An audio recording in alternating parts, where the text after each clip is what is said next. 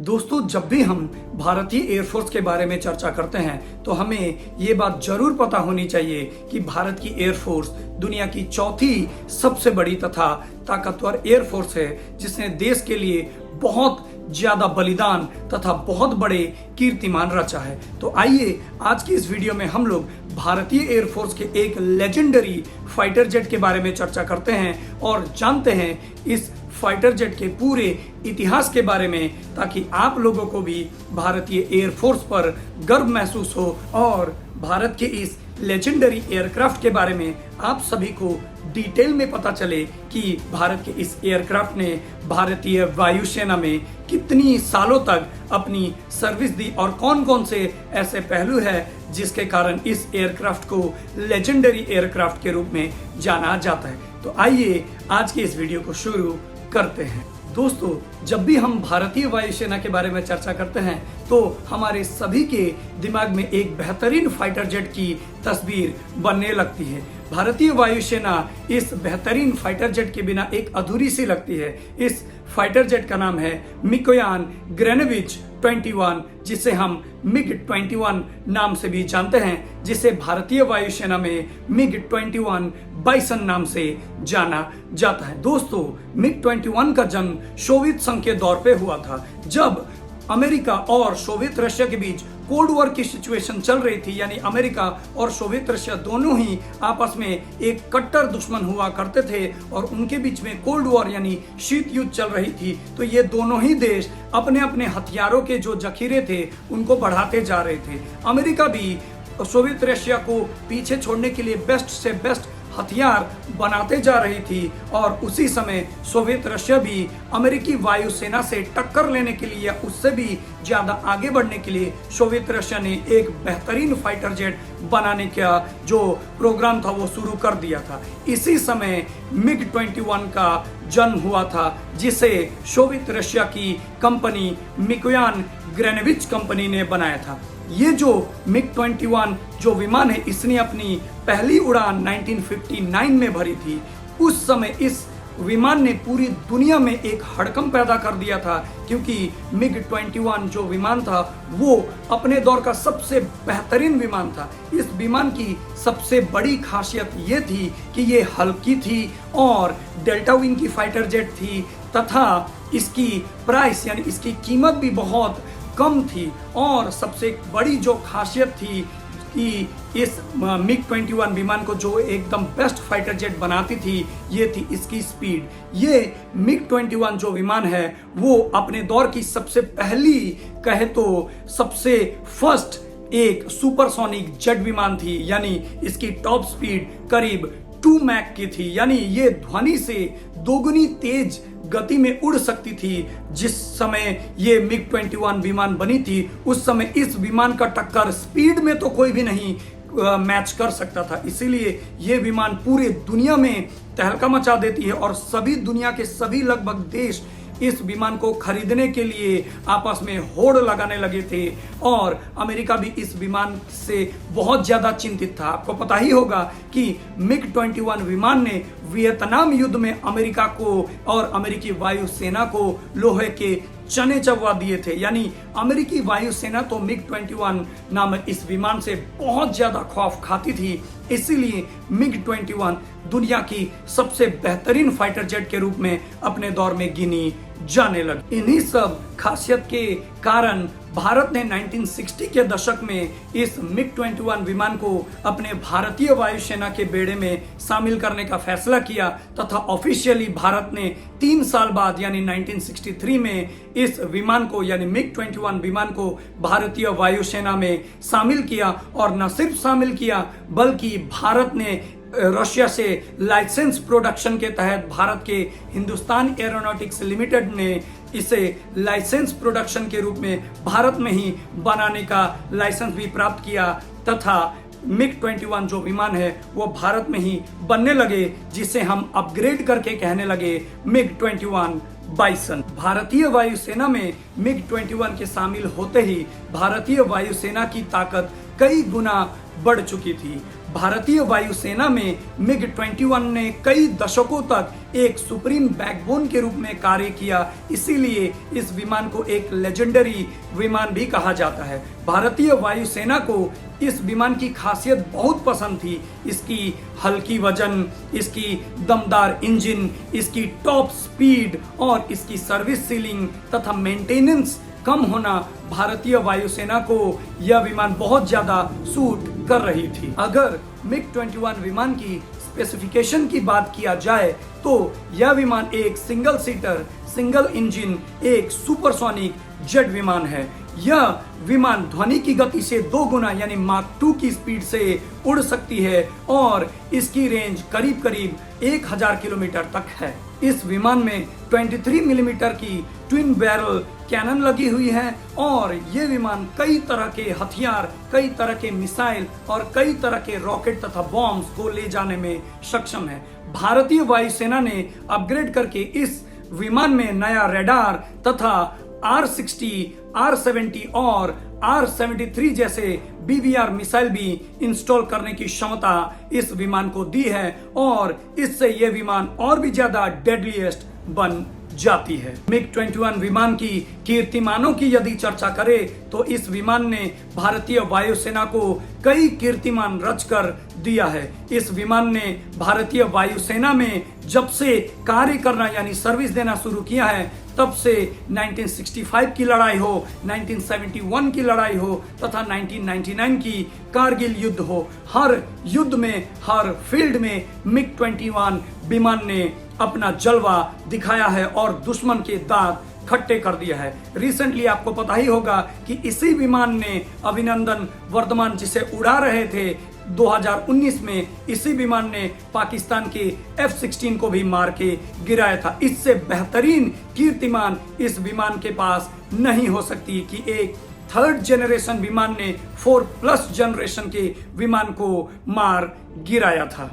MiG 21 विमान ने भारतीय वायुसेना को करीब 60 साल से भी ज्यादा सर्व किया है और 60 साल में ये एक बेहतरीन इंटरसेप्टर के रूप में कार्य करता रहा है। लेकिन इस विमान के कुछ ड्रॉबैक्स भी है जो हम आगे की वीडियो में चर्चा करते हैं। जैसा कि आपको पता ही होगा कि मिग 21 विमान भारतीय वायुसेना में करीब 60 वर्षों से भी अधिक अपनी सर्विस दे चुके हैं। आपको पता ही होगा कि हर एक मशीन की या हर एक चीज की एक सेल्फ लाइफ तो होती ही है, यानी 60 साल तक एक मशीन एक जगह सर्विस दे रही है, उसकी भी अपनी एक खासियत या उसकी भी एक एक्सपायरी डेट तो होती है। फिर भी भारतीय वायुसेना ने इस विमान को अपग्रेड करके जितना हो सके उतना इसका सर्विस लेने का प्रयास किया है, लेकिन ये विमान इतनी पुरानी हो चुकी है या ये विमान इतनी अधिक सर्विस भारतीय वायुसेना को दे चुकी है कि इस विमान को अब फेज आउट कर देना ही होगा। यानी ये विमान बहुत ज्यादा एक पुरानी विमान हो चुकी है जिसे हमें मानना ही होगा। यानी यह विमान अब आगे नहीं चलाया जा सकता, यानी आगे इसे सर्विस नहीं लिया जा सकता। ये हमें जितनी जल्दी हो सके उतनी जल्दी मानकर इस विमान को अपने सर्विस से, अपने हार्डवर्क से रिटायर कर देना ही हमारे लिए बेहतरीन एक विकल्प हो सकता है। क्योंकि जहां दुनिया 5th जनरेशन से 6th जनरेशन की ओर बढ़ रही है, वहीं पर हम यानी भारत के लोग यानी भारतीय वायुसेना आज भी 3rd जनरेशन के मिग 21 विमान को उड़ाती आ रही है, जिससे भारतीय वायुसेना को बहुत ज्यादा नुकसान भी झेलना पड़ा है। क्योंकि मिग 21 जो विमान है वो 60 साल से भी अधिक पुरानी हो चुकी है। इसकी सेल्फ लाइफ कब की खत्म हो चुकी है। दुनिया के किसी भी देश के एयरफोर्स में अभी तक मिग 21 विमान नहीं उड़ रही है, केवल भारत के एयरफोर्स ही मिग 21 विमान को उड़ा रही है। सभी देशों ने इस विमान को बहुत सालों पहले ही रिटायर कर दिया है, इसीलिए इस विमान को अब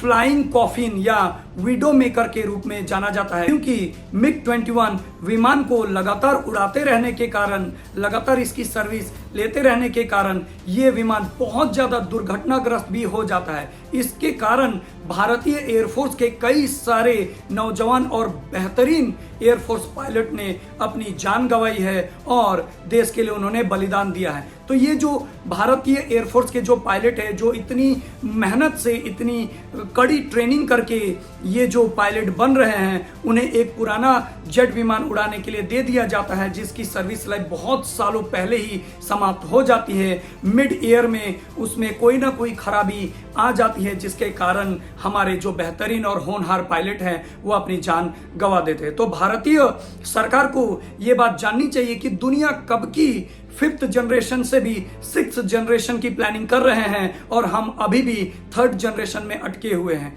हमें ये बात माननी ही होगी कि दुनिया में यदि भारत का दबदबा बनाए रखना है तो भारत को भी दुनिया के बेहतरीन जो एयरफोर्स है उसके साथ टक्कर लेना होगा। हमारे यहाँ देखा जाता है कि हम बहुत ज़्यादा स्लो कार्य करते हैं, हमें बहुत बेहतरीन ढंग से और बहुत तेजी से हमारे एयरफोर्स को अपग्रेड करना होगा, क्योंकि हमारे जियोपॉलिटिक्स जो इंटरेस्ट है उसमें हम लोग बहुत ज़्यादा चैलेंजेस फेस कर रहे हैं। हमारा ध्यान केवल और केवल पाकिस्तान की तरफ ही होता है कि उसके पास इतने जेट है तो हम इतने बढ़ा के रखे, ऐसा नहीं है। अगर आप सोचें कि चीन जो है वो हमारा जो रियल एनिमी है, तो चीन 6th जनरेशन की ओर पहुंच चुका है और हम आज भी 3rd जनरेशन में अटके हुए हैं।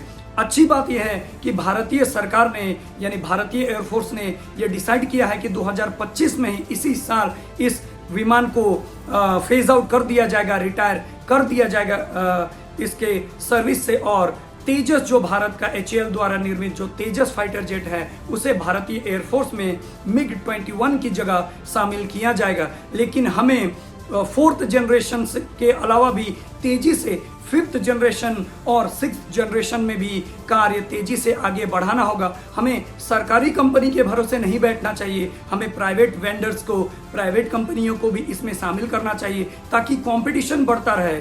हमारे यहाँ क्या है कि सरकारी कंपनियों को सभी कॉन्ट्रैक्ट दे दिया जाता है, वहाँ पर 9 to 5 जॉब होता है, कोई डिग्निटी या कोई एक अकाउंटेबिलिटी नहीं होती, आराम से कार्य करते। इसीलिए आप देख ही सकते हैं कि एक तेजस फाइटर जेट को डिलीवर करने में भी, जिसका प्रोग्राम 1980 में शुरू हुआ था और आज जाके 2025 में हम लोग धीरे धीरे तेजस फाइटर जेट बना रहे हैं। ये भी एक हमारे इंडियन एयरफोर्स के लिए बहुत बड़ा ड्रॉबैक है। और सबसे बड़ी ड्रॉबैक हम लोग अगर चर्चा करें तो ये है कि एक फाइटर जेट के लिए सबसे बेहतरीन या सबसे खास चीज होती है उसकी इंजन।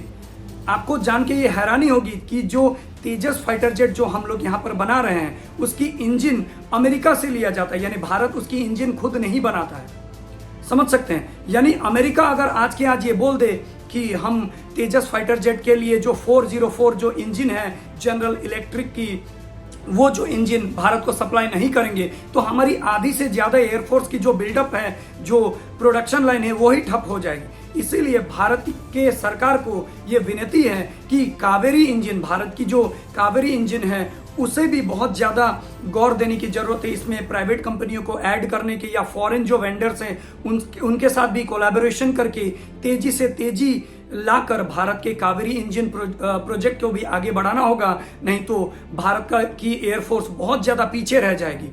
चाइना की जो एयरफोर्स है इतनी ताकतवर इसी से बनी है कि वहां पर क्या है, एक अकाउंटेबिलिटी है। एक क्या है कि सरकार अगर कोई एक टारगेट देती है किसी भी कंपनी को, प्राइवेट हो या गवर्नमेंट कंपनी को, तो वो कंपनी उस समय से पहले ही उस टारगेट को अचीव कर लेती है और इसके बाद ही उन कंपनियों को आगे का जो प्रोजेक्ट है वो मिलने लगता है। लेकिन भारत में ऐसा कुछ है नहीं, 9 to 5 जॉब है, आराम से कार्य करो।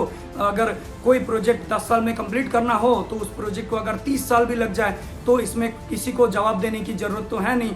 इसीलिए भारत में भी एक सख्ती से एक रूल लागू होना चाहिए हर एक सेक्टर में, चाहे वो एजुकेशन हो, रोड, इंफ्रास्ट्रक्चर, डिफेंस, हर एक सेक्टर में ये अकाउंटेबिलिटी होनी चाहिए कि अगर एक टारगेट दिया है इस खास समय तक पूरा करने के लिए तो उस समय से पहले ही क्या करना चाहिए, वो जो टारगेट है वो उसे पूरा करना चाहिए। हमारे स्कूल कॉलेजों में तो होमवर्क दिया जाता है और सर स्टूडेंट जब कोई होमवर्क करके नहीं लाता है टाइम पे तो सर क्या करते हैं, अकाउंटेबिलिटी तो मांगते हैं ना, जवाब तो मांगते हैं। तो हमारे प्राइवेट कंपनियों को या गवर्नमेंट कंपनियों को भी तो ऐसा होना चाहिए कि आपको एक पैकेज दिया गया है, आपको एक कार्य दिया गया है कि इस चीज को पूरा करने के लिए अगर समय पर नहीं हुआ तो उसकी भी तो एक जवाबदारी तो बननी चाहिए। ठीक है, भारतीय एयरफोर्स को बहुत बेहतरीन दुनिया की टॉप क्लास एयरफोर्स बनने के लिए हमें जल्द से जल्द MiG-21 विमान को रिटायर करके हमें तेजस मार्क 1 जो अभी आ रहा है, उसके बाद तेजस मार्क 2, इसके बाद एम का और 6th जनरेशन पे भी काम करना होगा। ठीक है, तभी हम लोग चाइना के जो एक थ्रेट है उसे हम लोग क्या कर सकते हैं, काउंटर कर सकते हैं। हम लोग तो यहाँ पर ऐसे बिहेव करते हैं कि 36 रफाल आ गया तभी खुश हो जाते हैं कि 36 रफाल आ गया। हमारे मीडिया चैनल्स में बताया जाता है कि 36 रफाल आ गया, पाकिस्तान का क्या होगा, पाकिस्तान थर थर कांपे। ऐसा नहीं करना है। 36 रफाल से कुछ भी नहीं होगा। हमें कोई भी अगर फाइटर जेट खरीदना है बाहर के देशों से भी, तो उसे गवर्नमेंट टू गवर्नमेंट डील में बहुत ज्यादा तेजी लानी होगी। आज अगर डील होता है तो हमारा जो कॉन्ट्रैक्ट पूरा होगा 10 साल बाद, अगर बड़ा एक कॉन्ट्रैक्ट होगा तो 10 साल बाद पूरा होगा।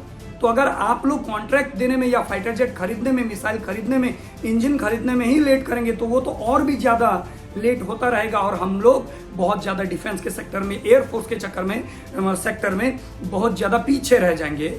मॉडर्न वॉरफेयर ये कहता है कि जिस देश का एयरफोर्स, आर्मी तो बाद में जाएगी, जिस देश का एयरफोर्स से पहले पहुंचेगी, जिस देश का एयरफोर्स अपग्रेडेड रहेगा, टॉप नॉच रहेगा और दुनिया की बेस्ट एयरफोर्स रहेगा, वही भविष्य की जंग जीतने वाली है। तो आई होप आप लोग मिग 21 के बारे में जितनी भी एक शॉर्ट जानकारी है, जो स्टूडेंट के नाते जो मैंने आप लोगों को शेयर किया है, आप लोगों को बताने का प्रयास किया है, आप लोगों को पसंद आया होगा।